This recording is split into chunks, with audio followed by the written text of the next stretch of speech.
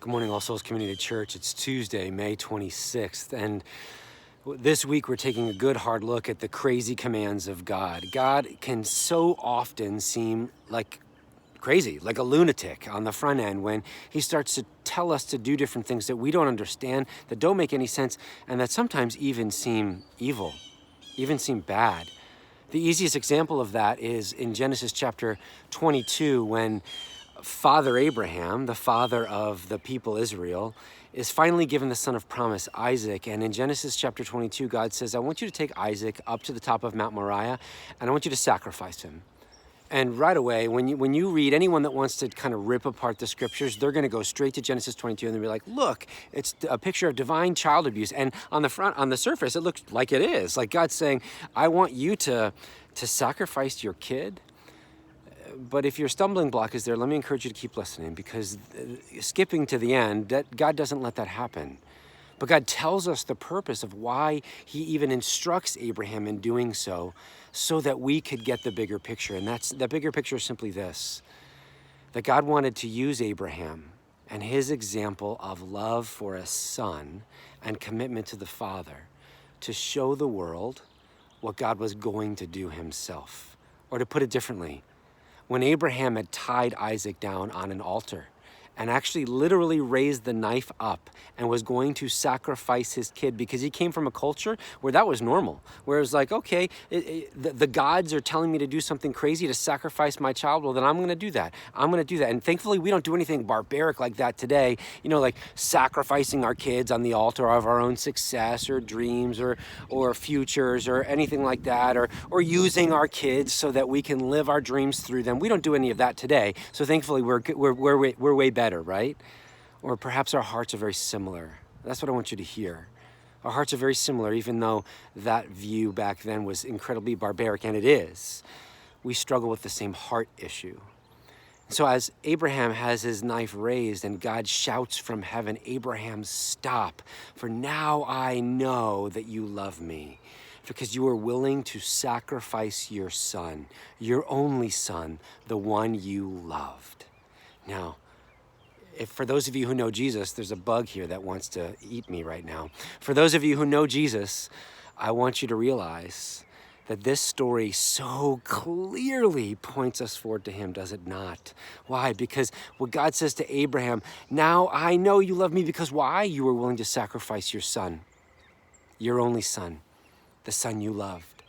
In other words, God's using this crazy story to tell the world, that's what I'm gonna do. This is how you're gonna know that I love you, that I'm going to be willing to sacrifice my son, my only son, the one I love, for you. For you. Why am I telling you this story? Well, first of all, because it points us to the remarkable, breathtaking love of God for us in his son Jesus, and to the remarkable, breathtaking love of Jesus for us, who willingly laid down his life. It's not divine child abuse. Jesus was in on the plan for him to come and bear the sins of the world so that we could have a future. Why am I telling you this? Because what we talked about yesterday with regard to parenting and children, I think God has something to say to us today that builds on that. How so? Well, I think for many of us as parents, one of the things that's a big struggle is the loss of our dreams for our kids.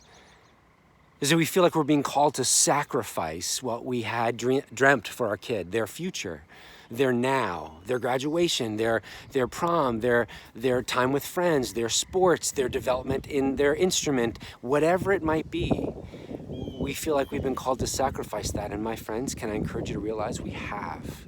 We have been called to sacrifice that, but not for something less than, but for something greater. For you see, ultimately, it's not a call to sacrifice our children. It's not a call to sacrifice their futures. It's a call to sacrifice our understanding of what God is doing. To lay that down and to watch as God does what he's always done.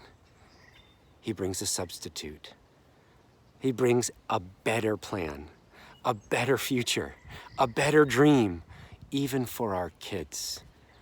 Where have you wrestled like I've wrestled as a dad? Where have you wrestled with, oh my gosh, what is this going to mean for my kids? I feel so bad in this way or that way. And where has that maybe exposed some of the dreams that you've had for your kids, that you've been holding on to and maybe been angry with or maybe been frustrated by, and God's saying, no, there's a better plan. I'm not getting in the way of your plan to give you a lesser one. I'm getting in the way of your plan to show you a greater one. It's what he's always been about.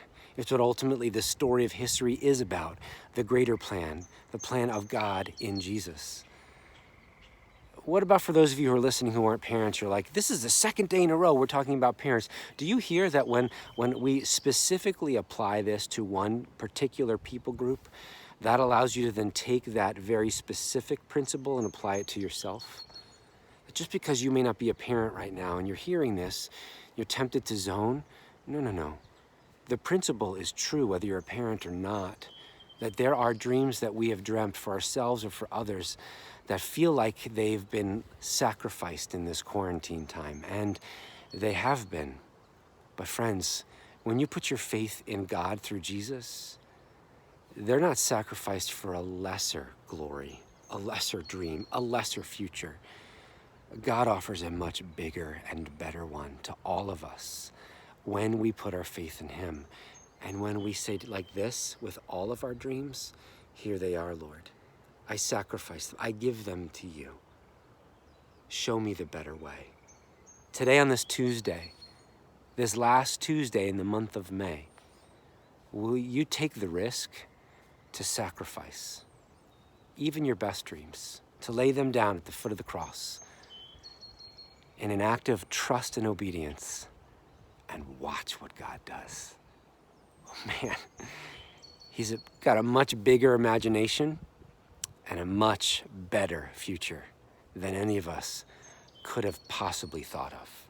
And we get to today live into that. I pray that you will, and that you will enjoy him as you do. Go and enjoy him this Tuesday. God be with you.